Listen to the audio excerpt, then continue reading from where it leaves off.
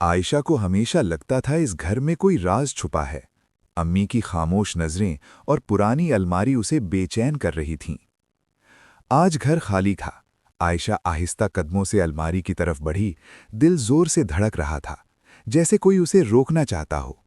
الماری کھولتے ہی اسے کپڑوں کے نیچے ایک پرانی ڈائری ملی جس پر صرف ایک لفظ لکھا تھا، راز، اور وہ چونک گئی۔ عائشہ نے ڈائری کھولی۔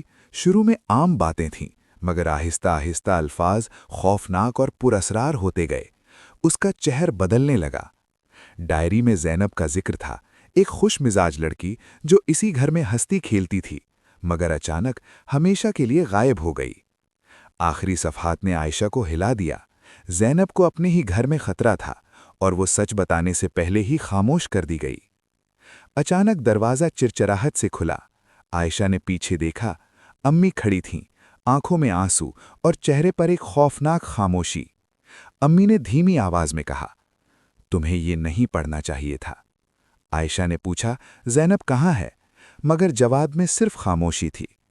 اب وہ ڈائری عائشہ کے سینے سے لگی تھی، مگر اس کا راز ہمیشہ کے لیے اس کے دل اور ذہن میں زندہ رہنے والا تھا۔